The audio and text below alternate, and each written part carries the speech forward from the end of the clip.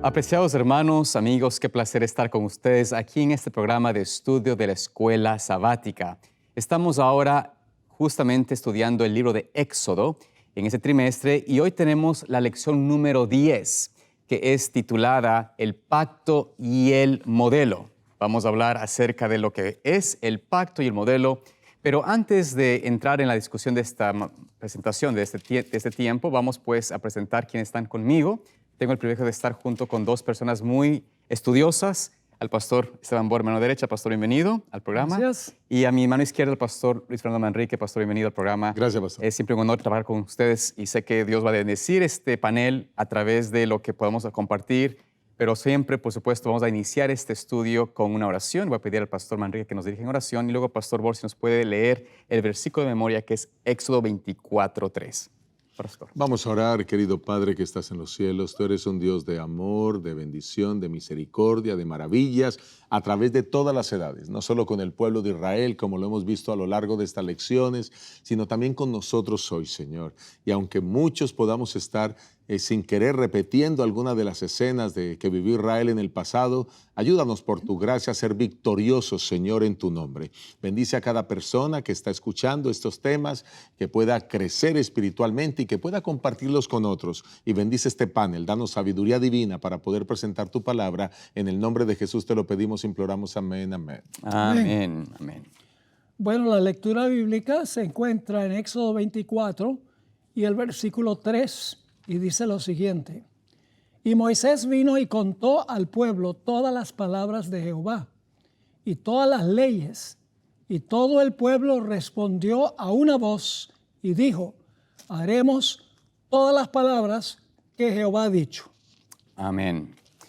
Esta lección es tan importante porque presenta una experiencia que Dios deseaba tener con su pueblo, y era no solamente que conozcan lo que era la ley de Dios y conozcan su carácter a través de esta importante ley, este pacto que hizo con su pueblo, pero también el Señor presenta la fórmula de mostrar en una experiencia viva esa relación, esa convivencia, lo que sería ese pacto, y fue a través del establecimiento de lo que sería el santuario. El libro de Éxodo, de ese libro, casi un tercio de ese libro, habla justamente del santuario y lo que Dios desarrolló o mostró, reveló a Moisés para que pueda el pueblo de Israel hacer allí en el desierto, este modelo de lo que veía en el cielo. Y vamos a analizar en esta lección este aspecto tanto del pacto con el tabernáculo, con el santuario, que a la final de cuentas nos da una vislumbre, un panorama tan claro, tan hermoso del plan cabal de Dios en redención y cómo Él va a lidiar con el problema del pecado. Y con eso en mente, vamos a comenzar en el día domingo, yendo a la lección, haciendo eco de lo que el pastor leyó en el versículo de memoria, que es en el capítulo 24 de Éxodo. Y tal vez para no leer todos los versículos, voy a pedir tal vez al pastor Manrique que nos dé un pequeño resumen de lo que el capítulo 24, versículos 1 al 8, nos presenta en esos versos. Sí, quizás, pastor, me gustaría que antes de hacer el resumen, contarles que en la lección pasada nosotros hablamos de algo que era que ahora la ley había que ponerse en forma más clara, los 10 mandamientos para todos los que estaban, todos los miembros del pueblo de Israel. Y a esa sección se le ha denominado el libro del pacto. Y entonces, cuando nosotros leemos y entramos ya en Éxodo del capítulo 24, vemos ahora que Moisés y los ancianos, pues Moisés habla las palabras que Dios ha dicho en ese libro del pacto, y en 2 oportunidades el pueblo dice: haremos todo lo que Dios diga. Obedeceremos a Dios. Y entonces de esa manera están aceptando ese libro del pacto, esas leyes, esos estatutos que Dios había hablado, los 10 mandamientos que es el pacto, juntamente con las leyes que se desprendían de esos 10 mandamientos. Y hablando acerca de ese libro del pacto, la gente dice, número 1, en el versículo 3, que ya el pastor leyó: todo el pueblo respondió una voz, cumpliremos todas las palabras que Jehová ha dicho. Y luego Moisés escribe esas palabras allí, hace un altar y ese altar lo hace con 12 columnas y esas columnas, cada columna representa a una de las tribus del pueblo de Israel. Y entonces dice el versículo 7, después tomó el libro del pacto, del que ya hablamos que Dios, a diferencia de los mandamientos, Dios se lo dio en forma privada a Moisés. Los mandamientos fueron públicos para todos, pero estas otras cosas se las dijo a Moisés. Toma ese libro del pacto y lo lee a oídos del pueblo, y el cual dijo por segunda vez, obedeceremos y haremos todas las cosas que Jehová ha dicho. Y después de que esto sucede aquí, hay algo interesante que hace Moisés, y es que Moisés, se hacen unos sacrificios, y ahora Moisés toma la sangre y mitad de la sangre la derrama sobre el altar y otra mitad de la sangre la asperja al pueblo. Y entonces aquí tenemos dos elementos bien importantes. El libro, que llamamos el libro del pacto, como dice el versículo 7, y tenemos la sangre. Y entonces ahora lo que tenemos que mirar, después de haber hecho este corto resumen, es qué relación hay entre estas dos cosas, entre el libro del pacto y esa sangre. Muy bien, Pastor Borg, ¿qué nos podemos compartir sobre este aspecto de este acto que hizo Moisés o que Dios le dirigió en esparcir la mitad de la sangre sobre ese altar y la otra mitad sobre las tribus, sobre el pueblo? Bueno, en realidad hay dos lecciones que se enseña aquí por medio de la sangre, aspersadas sobre el pueblo. En primer lugar, obviamente apunta a que la sangre de Cristo nos purifica del pecado, o sea, nos perdona los pecados. Pero más que eso, como recalca la lección, no solamente la sangre de Cristo representada por la sangre del animal, representa el hecho de que por medio de su sangre nuestros pecados son perdonados, sino que también por medio del poder de la sangre de Cristo podemos vencer el pecado. Y eso se demuestra aquí mismo en la sección del sábado de la lección. Dice que la forma en que nosotros crecemos en Cristo es a través del estudio de su palabra, a través de la oración y a través de la testificación. Y los tres muebles en el lugar santo del santuario que se va a construir para ese momento, tenemos ilustradas esas tres funciones. Claro. Número uno, el candelabro. La palabra. La palabra de Dios. O la testificación. Claro. Porque en realidad el aceite le llega y da luz. Como a los seres humanos le llega el aceite del Espíritu Santo y irradiamos la luz. La mesa de los panes. El pan representa la palabra de Dios. Y luego el altar de incienso, que representa la oración. Claro. Así que yo le digo el triángulo de la santificación. El estudio de la palabra, la oración y el impartir la luz como resultado de recibir el Espíritu Santo. Y claro, en realidad nosotros testificamos es con la palabra. Así que decir que el candelabro no representa la palabra no es correcto, porque es a través de la palabra de Dios que nosotros irradiamos la luz a otras personas. Testificamos. Amén, perfecto. Entonces, cuando nosotros partimos en esta parte, y tal vez quisiera leer lo que está en el día domingo, que me pareció muy interesante, justamente en el tercer párrafo dice lo siguiente: la ratificación del pacto en el Sinaí debía reforzar la relación especial que Dios quería tener con su pueblo. En la ceremonia, la que está hablando el pastor Manrique, ¿no es cierto?, de la esparción de la sangre, dice, en la ceremonia el pueblo se comprometió 2 veces a obedecer a Dios en todo lo que Él exigiera. Haremos todo lo que el Señor ha dicho, proclamaron. Lo decían en serio, pero no eran conscientes de su fragilidad y de su falta de poder. La sangre del pacto fue rociada sobre ellos, simbolizando que solo mediante los méritos de Cristo podían seguir las instrucciones de Dios. Así que es importante comprender que el plan de Dios era de darles a ellos, a través de este símbolo, la fórmula de cómo podían ellos observar estas cosas que Dios les había revelado. A través de la gracia de Dios, del poder de Cristo en sus vidas, podían ellos cumplir y guardar sus mandamientos. Es la misma fórmula que es para hoy también. La única manera de que podamos guardar su santa ley es si el Espíritu Santo trabaja en nuestro corazón, abrimos nuestra mente, nuestra voluntad a Dios, y a través de esa comunión y esa dependencia de Dios, Dios puede ponernos tanto el querer como el hacer por su buena voluntad. Pero hay algo que menciona el escritor de la lección que tal vez puede dejar una connotación un poco, tal vez ambigua, y quiero leerlo y tal vez discutamos del tema. ¿Les parece bien? Porque quizás a los que nos están leyendo o están leyendo la escuela sabática o han estudiado, llegarán a este siguiente párrafo y tal vez tendrán algo de duda en cuanto a lo que está diciendo, porque aparentemente queda alguna ambigüedad, no es muy claro. Voy a leerlo. Es el párrafo número 4 del día domingo.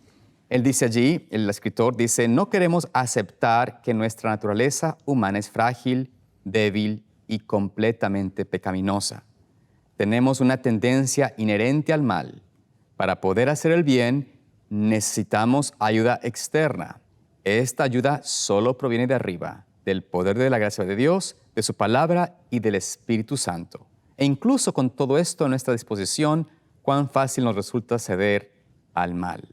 Entonces, al leer esto, ¿qué tal vez puede ser la conclusión que algunos llegarán? ¿Cuál podría ser quizás alguna de las ideas al respecto? ¿Será que podemos entonces, por más que tengamos la ayuda del Espíritu Santo, el poder de su amor, que viene de afuera, a pesar de que tengamos todo esto, vamos a continuar siempre cayendo, cediendo a la tentación? ¿Qué podemos decir al respecto, tal vez? Bueno, quizás el autor, entiendo perfectamente lo que está intentando decir el autor. Él ve a un pueblo que dice 2 veces, todo lo que Jehová dijo haremos. Entonces, ellos están subestimando el poder del mal.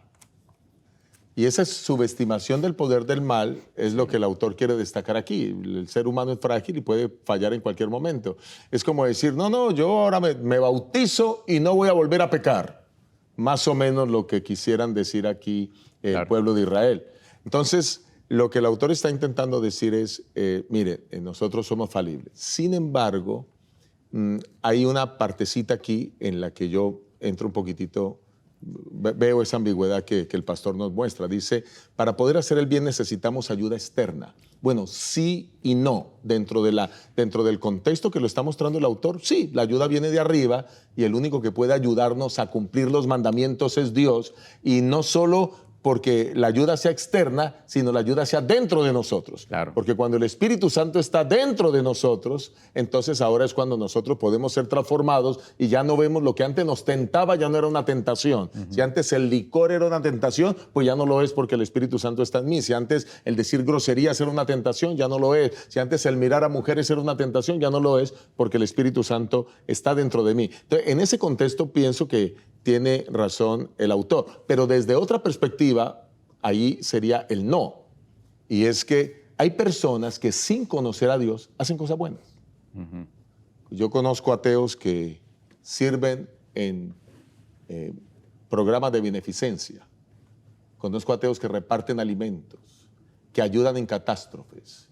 Gente que no ama a Dios. Es más, países enteros, y voy a atreverme a decir aquí algunos nombres de países, algunos muy seculares en Europa, otros como China, donde muy pocos conocen de Dios, pero en muchos de esos lugares la gente se une, se apoya, se colabora. O sea, sí hay gente que hace cosas buenas porque Dios ha puesto en nuestro corazón hacer cosas buenas. Nosotros desde que nacemos como si tuviéramos un chip adentro, ¿verdad? Un chip para hacer muchas cosas buenas, para saber qué es lo bueno y lo malo. En todas las culturas del mundo se sabe que robar es malo. En todas las culturas del mundo se sabe que matar es malo. En todas las culturas del mundo se sabe que ser infiel a la esposa es malo. Bueno, creo que en todas, quizás en algunas no. Pero el punto es que nosotros ya nacemos sabiendo que hay cosas buenas y cosas malas. Así que esto es simplemente para aclarar que por supuesto que necesitamos ayuda externa de Dios, pero que es posible hacer el bien sin, digámoslo así, sin que el Espíritu Santo pueda poseer nuestras vidas, pero hacemos el bien es porque Dios nos creó como sus hijos, somos semejanza de Él y por ende también hacemos el bien, aunque seamos proclives al mal en algunas circunstancias. Bueno, vamos a resumir el contenido de este párrafo. Podemos estar de acuerdo prácticamente con todo lo que dice. En primer lugar, Aceptamos que nuestra naturaleza humana es frágil, débil y completamente pecaminosa. ¿De acuerdo? Esta ayuda, sigue diciendo, tenemos tendencias inherentes hacia el mal. Yo creo que podríamos decir también que sí eso. Para poder hacer el bien necesitamos tener ayuda que viene fuera de nosotros. Sí, fuera de nosotros, pero que entre en nosotros, para que nos salga a hacer el bien, para subyugar la naturaleza pecaminosa. Luego dice, esta ayuda viene solamente de arriba por el poder de la gracia de Dios, por su palabra y por el Espíritu Santo. Ahora, la última parte de este párrafo, y aún con todo esto a nuestra disposición, el mal nos llega muy fácilmente. ¿No es así? Da la impresión de que prácticamente, porque tenemos una tendencia pecaminosa, que a veces nos llega el mal y vamos a pecar. Claro. Ahora, no es inevitable pecar, pero sí cedemos al pecado. Pero no significa que porque tenemos una naturaleza pecaminosa estamos obligados a pecar. No hay otro camino, es inevitablemente pecar. No, la Biblia dice, todo lo puedo en Cristo que me fortalece. No dice, todo lo puedo menos vencer el pecado en Cristo que me fortalece. No dice eso. Ahora, lo primero que dice la gente, entonces, pastor, ¿usted es perfecto? Bueno, la posibilidad de vencer el mal no depende de si yo lo venzo o no. Depende de si Dios dice que puede vencerlo o no. Así que, en realidad, es posible, con una tendencia hacia el mal, una naturaleza pecaminosa, que esa naturaleza sea completamente subyugada por nuestro consentimiento, por el poder del Espíritu Santo, que viene de afuera, pero que se implanta adentro. Y algo interesante, ¿no?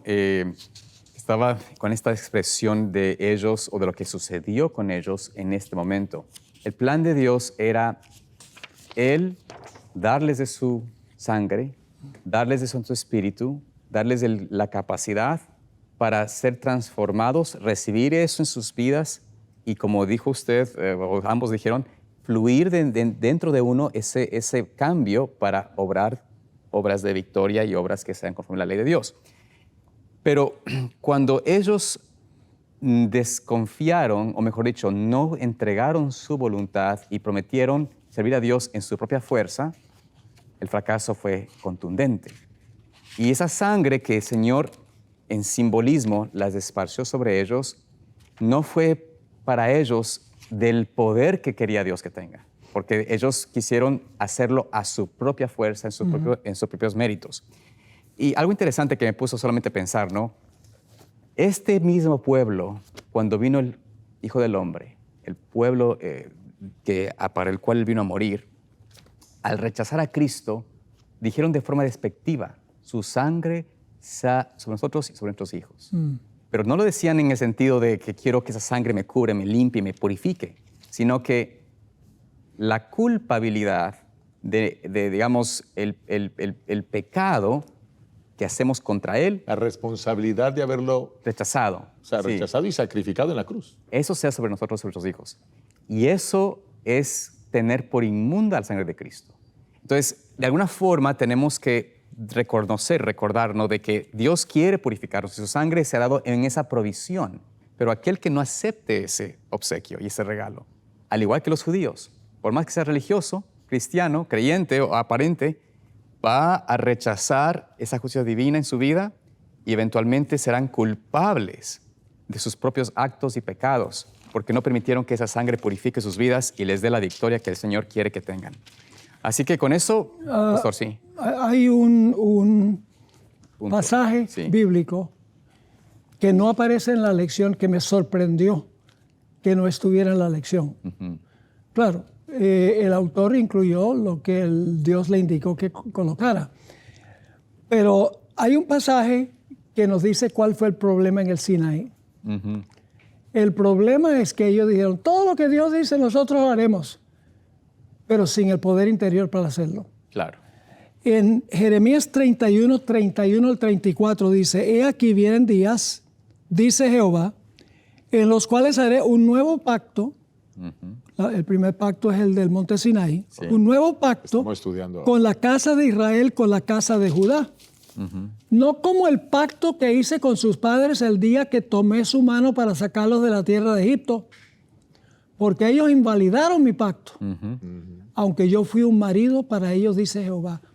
El pacto fue un pacto matrimonial, porque Dios dice, yo fui un marido ahí para ellos. Correcto. Luego sigue diciendo, pero este es el pacto que haré con la casa de Israel después de aquellos días, dice Jehová, daré mi ley en su mente y la escribiré en su corazón, y yo seré a ellos por Dios y ellos me serán por pueblo. Y luego, a veces nosotros pensamos como pastores, bueno, no te vistas así, o quítate las joyas, o cambia la música que escuchas. Cuando la ley está en el corazón, fíjese lo que pasa. Y no enseñará más ninguno a su prójimo, ni ninguno a su hermano diciendo, conoce a Jehová, porque todos me conocerán, desde el más pequeño de ellos hasta el más grande, dice Jehová, porque perdonaré la maldad de ellos y no me acordaré más de su pecado. El problema es que ellos pensaban que iba a ser fácil obedecer con sus propias fuerzas. Ese fue el problema con el pacto. El pacto no era malo. Claro. La reacción de ellos era el problema. Y Dios dice, lo que tiene que suceder es que yo tengo que tomar mi ley, que viene de afuera, tengo que escribirla en su corazón, mi carácter en su corazón, y luego entonces van a obedecer por amor y por voluntad propia la ley de Dios. Eso creo que es la fórmula o la razón por la cual fracasaron y la fórmula cómo Dios va a obrar en nosotros, o los que desean, pues, espero que seamos nosotros, los que tengan esa experiencia de recibir su ley escrita en el corazón. Amén. Vamos a la siguiente parte del día lunes, que es muy interesante, y voy a leer allí en Éxodo 24, del 9 al 18, porque aquí vamos a ver una de las partes quizás más interesantes y también que puede, para algunos estudios de la Biblia, presentar una aparente contradicción. Y voy a leerlo del 24, del versículo 9 al 18, y luego compartiremos, pastores, qué es lo que nos quiere decir este pasaje. Esto es el día lunes, ver a Dios. Dice allí, Éxodo 24, 9 al 18. Y subieron Moisés y Aarón, Nadab y Abiú, y 70 de los ancianos de Israel, y vieron al Dios de Israel, y había debajo de sus pies como un embaldosado de zafiro, semejante al cielo cuando está sereno. Mas no extendió su mano sobre los príncipes de los hijos de Israel, y vieron a Dios, y comieron y bebieron. Entonces Jehová dijo a Moisés, sube a mi monte y espera allá, y te daré tablas de piedra, y la ley y mandamientos que he escrito para enseñarles. Y se levantó Moisés con Josué, su servidor, y Moisés subió al monte de Dios. Y dijo a los ancianos, esperadnos aquí hasta que volvamos a vosotros. Y aquí Aarón y Hur están con vosotros. El que tuviere asuntos, acuda a ellos. Entonces Moisés subió al monte, y una nube cubrió el monte. Y la gloria de Jehová reposó sobre el monte Sinaí, y la nube lo cubrió por 6 días, y al 7º día llamó a Moisés de en medio de la nube. Y la apariencia de la gloria de Jehová era como un fuego abrasador en la cumbre del monte, a los ojos de los hijos de Israel. Y entró Moisés en medio de la nube, y subió al monte, y estuvo Moisés en el monte 40 días y 40 noches. Esta es una impactante escena de un encuentro entre Moisés, el Señor, pero también de estos ancianos que subieron con Moisés, con Aarón, con Nadab y Abiú, y los ancianos, que dice aquí la palabra en 2 ocasiones que vieron a Dios. ¿Qué significa esto de haber visto a Dios? ¿Qué podemos compartir al respecto? Bueno, en total suben 74 personas. Moisés, Aarón, Nadab, Abiú y 70 más. ¿Ok? ¿Y Josué? ¿Será 70 o 75? Aquí veo que son 74. Si contamos a Jehová sería entonces 75. Ok. Y hay algo interesante. Dice que todo este grupo Dice el verso 9, subieron Moisés, Aarón, Nadab de Abiú, junto con 70 de los ancianos de Israel, y vieron al Dios de Israel, vieron a Dios. Debajo de sus pies había como un embaldosado de zafiro, semejante al cielo cuando está sereno. Y luego el versículo 11 repite que vieron a Dios, pero no extendió su mano contra los príncipes de los hijos de Israel. O sea, Dios no les hizo daño. Pareciera que estar en la presencia de Dios tiene una consecuencia negativa, fatal. Pero dice que aquí Dios no les hizo daño. Y luego dice, ellos vieron a Dios, comieron y bebieron. Ok, ahora, ¿por qué surge una aparente contradicción? Quiero que vayan conmigo a Éxodo 33:20. Éxodo 33:20. Claro. Y en Éxodo 33:20, aquí aparece en esta segunda parte que estamos leyendo, Moisés con Dios. Claro. Y dice el versículo 20. Adelante, pastor. Dijo más, no podrás ver mi rostro porque no me verá hombre y vivirá. Muy bien, entonces, ¿cómo así que ahora 74 hombres ven a Dios? ¿Y cómo es posible que ahora el Señor dice, no puede haber hombre que me vea y vivirá? Pues la manera como podemos explicar esto a la luz de la Biblia es que hay un término teológico que define cuando las personas tienen esas visiones de Dios, se llama teofanía. Y entonces ahora estos 74 hombres tienen una teofanía, ven a Dios, pero la manera como ven a Dios es una manera que les permite seguir viviendo. Podríamos decir que es una clase diferente de poder ver a Dios. Recuerden que Dios se le presentó a Moisés en la zarza ardiendo. ¿Pero estaba Dios ahí, sí o no? Sí. Claro. ¿Jesucristo vino a esta tierra? ¿Es Dios, sí o no? ¿Y la gente podía verlo? Claro. O sea, hay diferentes manifestaciones de Dios. Entonces, aquí lo que estamos viendo es una manifestación de Dios que permitía verlos o permitía que los hombres pudieran estar. No sabemos si fue una luz, no sabemos si era un resplandor, pero ellos estaban en un lugar donde la presencia de Dios se manifestaba. Mientras que en el caso de Éxodo, el capítulo 33, donde dice que no hay Dios no hay hombre que pueda ver a Dios y pueda ver mi rostro y viva, Moisés le está pidiendo a Dios, déjame ver tu gloria. Claro. Y Dios le dice, mire, te voy a mostrar mi espalda, porque si te muestro mi gloria, tú vas a morir, por más amigo que tú y yo seamos. El mismo 33:11 dice que hablaban con Dios cara a cara, pero hablar cara a cara no es que le viera la cara. Hablar cara a cara es que estaba en presencia de Dios, estaba experimentando una teofanía, pero Dios estaba velado para que pudiera vivir Moisés. Dios se veló para que pudieran verlo estas 74 personas, porque de lo contrario hubieran muerto de insofacto. Una experiencia de la hermana White nos ayuda a entender lo que acaba de decir. Y se encuentra en Primeros Escritos, página 54. El título del capítulo es El fin de los 2300 días. Sí. La hermana White tuvo la oportunidad de hacerle una pregunta a Jesús.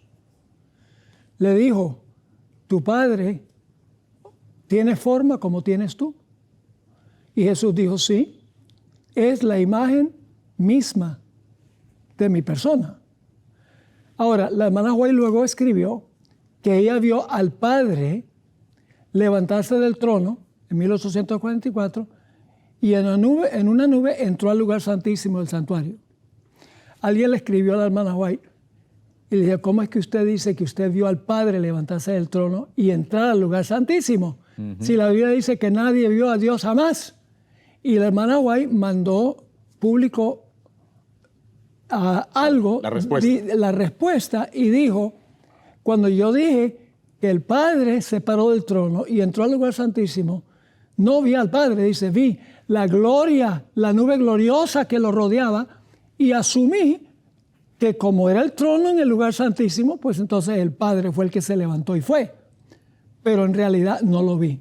Así que yo creo que lo mismo se aplicaría en este caso, que los que subieron a la cima de la montaña, los 74, 75, 73, la lección dice 73, en realidad no vieron la persona de Dios, sino que en realidad vieron la envoltura de luz que envolvía a Dios en ese momento. Muy bien. Yo pienso que con eso queda clara la aparente contradicción. Lo importante es que el Señor quiere que nosotros al igual que lo hizo con Moisés y con otros líderes, Él está disponible a entrar en comunión con nosotros. Él puede encarnarse, se encarnó como Jesucristo para justamente estar con nosotros y ahora nos dejó la tercera persona de la deidad, el Espíritu Santo, para justamente tener esta comunión con nosotros. Y eso es quizás lo que debemos nosotros hacer. Hay personas que piensan que ver a Dios es entrar en un éxtasis únicamente, o como escuchaba de una muchacha usando hongos alucinógenos, o sea que uno puede imaginarse cosas. Esas cosas no es ver a Dios, ¿no? Ver a Dios significa entrar en la comunión con su palabra y el Señor le presenta a uno esa certeza de estar en su presencia. Y es lo que realmente puede llevarlo a uno a llevar esta relación y por su gracia cumplir con su santa ley. Si yo quisiera agregar algo aquí, y es el hecho de que aunque podamos tener una experiencia cercana con Dios, como fue el caso de estos hombres, eso no quiere decir que eso ya garantiza su salvación o garantiza que van a vivir felices en la tierra y luego por la eternidad. Ustedes notan que al de esas personas, Nadab y Abiú fueron Claro. exterminados. Exterminados porque borrachos ofrecieron fuego extraño a Dios.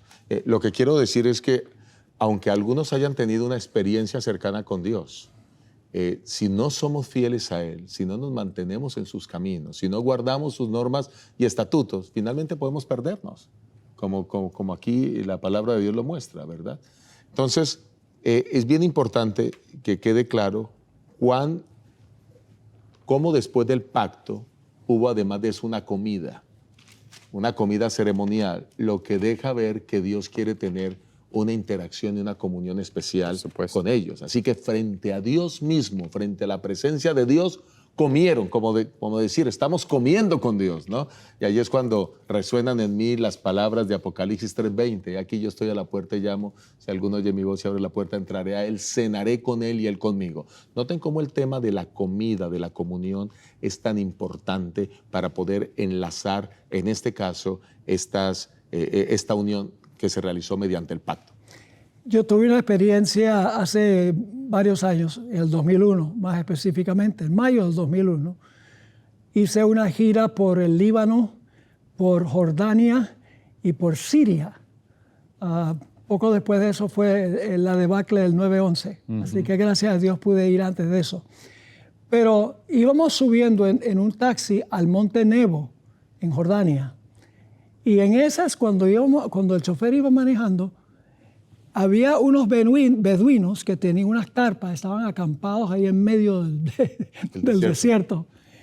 Y un beduino empieza, siga, paren. Y entonces el taxista se paró, porque el taxista era de allá. Y llega el beduino y le dice al taxista algo en árabe que nosotros no entendíamos. Y después el taxista dijo, no, ahora no. Resulta que el beduino, al vernos subir en el taxi, quería invitarnos a comer.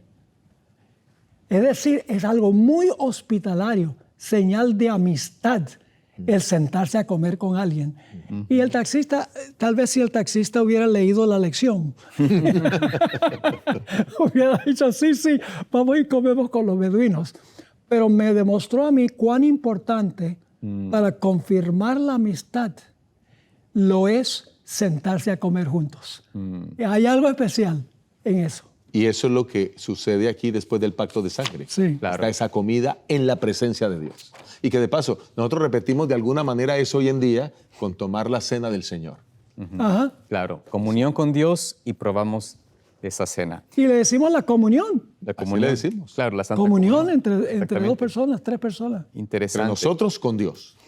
Y claro, será una experiencia real también en la Nueva Jerusalén. Cuando salgamos redimidos, entraremos en una comunión y tendremos una cena con el Señor. Amén. Ahora bien, avanzando en esta lección, vamos el día martes y vamos a ver este aspecto que ya tocamos algo anteriormente sobre el poder para obedecer, el poder para obedecer. Y tal vez esta es algo que muchas veces parece, ¿cómo se puede decir esto? Medio, no sé, contradictorio, pero quizás para muchos es algo que les es difícil experimentar en sus vidas. quieren cambiar, quieren tener victoria sobre sus pecados, pero no logran. Quieren obedecer la ley de Dios, pero no lo logran. Sin embargo, vamos a ver cómo la Biblia describe cuál es la fórmula, cuál es el mecanismo, cómo Dios implementa esta oportunidad de darnos el poder para obedecer. Vayamos al libro de Ezequiel 36, versículos 26 al 28. Son solamente 3 versículos ahí. Ezequiel 36, 26 al 28. Y voy a leer allí para que luego ustedes puedan compartir qué es lo que el Señor nos quiere compartir con esos versículos. Dice allí: os daré corazón nuevo y pondré espíritu nuevo dentro de vosotros. Y quitaré de vuestra carne el corazón de piedra y os daré un corazón de carne. Y pondré dentro de vosotros mi espíritu y haré que andéis en mis estatutos y guardéis mis preceptos y los pongáis por obra. Habitaréis en la tierra que di a vuestros padres y vosotros me seréis por pueblo y yo seré a vosotros por Dios. Esta es una hermosa promesa que tiene el Señor para su pueblo, para el pueblo de Israel como también para el pueblo actual. ¿Qué podemos decir al respecto de esta promesa, de este plan de Dios en darnos la habilidad de obedecer? Yo creo que el único que puede transformar nuestro corazón para que se convierta en un corazón obediente es Dios. Y voy a ilustrarlo con mi experiencia en el momento de mi bautismo. Yo era un joven de 16 años, iba a cumplir 17, estaba terminando mi último año de secundaria en la ciudad de Bogotá, en el INEM de Kennedy, un colegio con más de 8,000 alumnos, tenía una vida mundana, escuchaba música mundana todo el tiempo, me la pasaba perdido en mis malas andanzas, digámoslo así, malas amistades, ¿cierto? Pero de ahí el Señor me rescató. Y entonces ahora... Yo sí algo tenía claro. Yo le dije al pastor el día que me iba a bautizar: bueno, pastor, yo quiero que usted sepa que está bien, yo me bautizo, pero yo voy a seguir yendo a mis fiestas y a las discotecas. Le dije al pastor porque pues a mí me gusta eso, pastor. Y yo no creo que yo pueda dejar eso. El pastor fue sabio. Y aprecio mucho a ese pastor, el pastor Luis Ernesto Rueda. Tengo gratos recuerdos de él. Y el pastor me dijo en esa oportunidad varias cosas, pero entre las que me dijo, no te preocupes, tú no sabes, pero va a venir poder en tu ayuda. Va a venir un poder para ayudarte a vencer. Y quiero decirles que después de mi conversión, pues yo no volví ni a esos lugares, ni volví a nada de esas cosas. Me aparté totalmente de eso porque ahora acepté a Cristo como mi corazón. La única música que escuchaba era la música cristiana. ¿Y quién hizo el cambio en mí? ¿Quién hizo que yo ya no escuchara esa música del mundo y ahora solo quisiera escuchar música cristiana? ¿Quién hizo que ahora ya el licor no fuera una tentación para mí? Porque el licor no es una tentación. Tú me puedes poner todo el licor que quieras enfrente y eso no es tentación para mí ahora. ¿Quién hizo ese cambio? ¿Quién cambió mis palabras grotescas, vulgares, por palabras nuevas, diferentes? Eso solo lo puede hacer un poder. Y ese poder solo se logra con la comunión con Dios. Conociendo a Dios y permitiendo que Él venga al interior a transformar. Así que cuando yo toqué esta parte de la lección dije, yo me siento totalmente identificado. El problema es que yo cuando me bauticé le dije al pastor, yo no soy capaz de guardar todo lo que ustedes dicen. A mí me pasó lo contrario a lo que le pasó al pueblo de Israel, que el pueblo de Israel dijo, todo lo vamos a guardar. ¿Me comprende? Pero esa incapacidad del pastor la vio en mí como una fortaleza. Y me dijo, es bueno que sientas eso. De paso, yo le digo eso a las personas que se van a bautizar. Algunos dicen, pero es que yo siento que si me bautizo no voy a lograrlo, no voy a vencer. Pues yo te digo en el nombre bendito del Señor, si tú no te has bautizado, que te bautices, porque vas a ver un poder que va a venir a ayudarte y que ese poder viene de parte de Dios. Ve a la iglesia adventista más cercana, bautízate, entrega tu vida al Señor. Eso yo lo experimenté, así que yo lo puedo decir en carne propia, cómo es. Y Él es el único que me ha dado esa fuerza para vencer. Amén. Pastor. La Biblia dice que Dios obra en nosotros el querer como el hacer. Y el hacer. Ambas cosas. Dios lo que nos pide, nos da. Así es. Y Dios no repara nuestro corazón viejo. Dios no instala marcapaso. Dios no hace bypass. Claro. Dios no arregla válvulas. Dios saca el corazón viejo y mete uno nuevo. Gloria a Dios. Y cuando mete el corazón nuevo, escribe su ley sobre el corazón nuevo, para que naturalmente hagamos lo que la ley exige, no por obligación, no por ganar la salvación, sino por puro amor al Señor. Es como Job. Job amaba a Dios. Claro. Perdió todo. Perdió sus posesiones, perdió a sus hijos, el apoyo de su esposa, el apoyo de sus amigos, perdió su salud y perdió, aparentemente para él había perdido el apoyo de Dios. Pero dice, aunque me matare, aún en él confiaré. Amén. Tenía un corazón nuevo, Job. Estaba diciéndole al diablo, aunque él no sabía en ese momento que era el diablo el que estaba causando todo. Él dice, mira, todo lo puedo perder, puedo sufrir todas las cosas, pero igualmente amo a Dios. Es como los 3 jóvenes en el horno de fuego, Claro. antes de ser echados. Le dice a Nabucodonosor, dice, ya estamos decididos de que no vamos a adorar la imagen. Dice, y el Dios que nosotros servimos nos va a librar. Pero si no nos libra, igual le servimos a Él. Amén.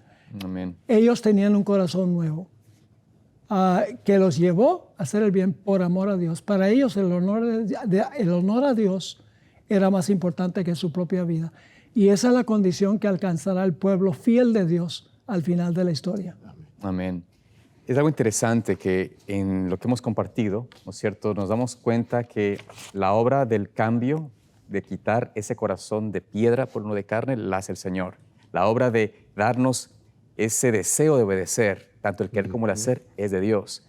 Pero Dios va, inclusive, fue aún más allá porque sabía que nuestra necesidad de Él es diaria. O sea, no es solamente de un momento a otro, porque la voluntad es una lección de todos los días. Y por ende Dios hace eco a algo interesante, y vamos al día miércoles, que es donde el Señor dice, bueno, ¿cómo voy a asegurarme de que ellos puedan diariamente venir a mí o estar yo con ellos? Bueno, voy a habitar en medio del pueblo, voy a estar en medio de ellos. Y por ende el Señor presenta este plan maestro de cómo el pacto se convierte también en vamos a conectarlo al modelo de la convivencia de Dios con su pueblo, haciendo o dando lugar a lo que es el santuario, el tabernáculo. Brevemente, vayamos al libro de Éxodo, capítulo 25, y noten allí lo que el Señor hace, porque para poder Él habitar en medio de ellos, algo interesante, tal vez podemos leer allí los versículos del 1 al 9, brevemente de Éxodo 25, del 1 al 9, dice la palabra de Dios. Jehová habló a Moisés diciendo, di a los hijos de Israel que tomen para mí ofrenda, de todo varón que le diere de su voluntad de corazón, tomaréis mi ofrenda. Esta es la ofrenda que tomaréis de ellos, oro, plata, cobre, azul, púrpura, carmesí, lino fino, pelo de cabras, pieles de carneros teñidas de rojo, pieles de tejones, madera de acacia, aceite para el alumbrado, especias para el aceite de la unción y para el incienso aromático, piedras de ónice y piedras de engaste para el éfod y para el pectoral, y harán un santuario para mí, y habitaré en medio de ellos, conforme a todo lo que yo te muestre, el diseño del tabernáculo y el diseño de todos sus utensilios, así lo haréis. Entonces vemos que el Señor les hace una invitación a todos, a que de voluntad, de corazón, vengan y ofrendan al Señor las piedras preciosas, el oro, las vestimentas, etcétera, las pieles, y de esta forma puedan hacer un modelo conforme al modelo que Dios le presentaría a Moisés, que sería el tabernáculo para que Él habite en medio de ellos. ¿Qué podemos decir al respecto sobre este modelo precioso del santuario que el Señor revela a Moisés? Ahora tenemos un problemita aquí, una aparente contradicción. Sí. Dice que Dios va a habitar en medio de ellos. Pero luego Esteban en su sermón, en Hechos 7, dijo que Dios no habita en templos hechos por hombres. Entonces, Pastor Manrique, ¿cómo reconciliamos esas dos ideas? Le mandaron difícil. A ver, Pastor. Sí, una aparente contradicción que no es tan complicada de conciliar. Yo quiero comenzar diciendo que Dios ya había estado todo el tiempo con el pueblo de Israel. Sí. Noten ustedes que cuando se presentaron las plagas, Dios estaba ahí.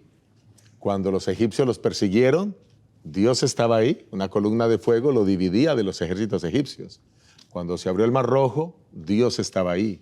Claro. Cuando caminaron por el desierto esos 3 días, ahí estaba Dios protegiéndolos y cubriéndolos con la nube para que no se fatigaran en el desierto y no tuvieran las dificultades. Dios estaba ahí brindándoles el agua. O sea, estoy haciendo solo un recorrido para decir que todo el tiempo Dios estaba ahí. Ahora, ¿por qué llega el momento en que dicen, ok, ya estamos aquí frente al monte Sinaí, y entonces ahora quiero que sepan, tengan la seguridad que yo voy a habitar con ustedes? Así que como voy a habitar con ustedes, claro, háganme un santuario. Pero no es porque Dios no necesita un lugar donde vivir, sino que los seres humanos somos los que a veces necesitamos cosas tangibles para poder entender los planes de Dios. Voy a ilustrarlo de esta manera. Yo cargo siempre en mi maletín aceite de la unción. Y cada vez que veo a una persona enferma, le digo que si quiere ser ungida y le unjo. Y muchas veces Dios obra milagros poderosos sanando a esas personas. No por mí, sino por la fe que ellos tienen, ¿verdad? Pero Dios puede sanarlo sin el aceite. Claro que sí. Dios no necesita el aceite para sanarlo. Es más, el aceite no es mágico, el aceite no tiene poder, el aceite, ni siquiera Dios está ahí en el aceite. El aceite es un elemento externo, tangible, que Dios nos ha dado para que podamos entender su obra. Por eso el santuario, un lugar que tenía otros propósitos y era mostrar toda la obra que Dios iba a hacer a través de Jesucristo y la que está haciendo hoy en el reino de los cielos, claro, presentando el santuario celestial. Pero el punto es que no es que Dios necesite un espacio donde morar, sino que Dios quería decirle que en forma que tuvieran la seguridad que Él iba a estar allí. Y efectivamente así sucedió. Noten ustedes que la columna de nube durante el día y la columna de fuego se manifestaba ahí sobre el santuario. Moisés hablaba con Dios ahí en la Shequina, ahí sobre el altar, ahí frente al propiciatorio. O sea, quiero decir que eso allí era. Pero Dios puede estar en todos los lugares. O sea, Dios no necesita estar circunscrito, pero quiere darle la seguridad a su pueblo. Me llama la atención cómo algunas personas, hermanos de iglesia, han hecho en su casa un lugar de oración. Una hermana un día me invitó a su casa, un lindo altar de oración, y me decía, yo siento el abrazo de Dios cuando oro aquí. Oro 2, 3 horas y pongo a tanta gente en oración. Ahora, ¿Dios habita ahí? Claro, así como habita ahí puede estar en cualquier otro lugar. Noten que hablábamos detrás de cámara sobre este tema con el pastor Bor y él hacía alusión a un hecho interesante, y es cuando fue inaugurado el templo que Salomón construyó. Claro. Pero Salomón está diciendo en su oración, Señor, escucha esta oración, tú que estás en los cielos. O sea que el mismo Salomón era consciente de que ni siquiera Dios podía estar ahí en ese templo, pero que Dios manifestó su gloria. Ustedes saben que todo el templo se cubrió con una nube, ¿verdad? Sí. Y fuego del cielo descendió cuando se inauguró el templo de Salomón, porque Dios quiere mostrarles que ahí están. Eso es un anticipo de lo que luego pasaría 1500 años después, que Jesús viene. ¿Y qué es lo que significa Emmanuel? Dios con nosotros. Dios con nosotros, para decir Dios, ahí estoy. Y eso es también lo que significa que ahora que Jesús asciende y se sienta al lado del Padre, deja al Consolador para seguir manifestando su obra con nosotros. En otras palabras, Dios nunca nos ha dejado. Él quiere es que tengamos la seguridad de que Él está con nosotros. No sé si con eso solucionamos la inquietud. Algo tangible. Algo tangible. Es el modelo. Por eso el tabernáculo era un modelo como para que entiendan el pacto. La experiencia tangible, algo que puedan ellos ver ilustrado en la experiencia de Dios con ellos.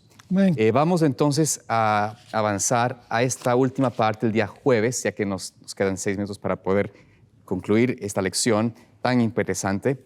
Y este es el aspecto interesante de que Dios describe allí en el capítulo 31 de Éxodo. Bueno, no vamos a poder leer todos los versículos porque son 18 versículos que hablan allí, de cómo el Señor en realidad presenta los detalles, pero también llena de su espíritu a ciertas personas para que puedan construir, fabricar, edificar este tabernáculo que simplemente es un modelo, una escala de miniatura de lo que el Señor reveló a Moisés en el Sinaí, de lo que es el patrón o lo que vio en el cielo.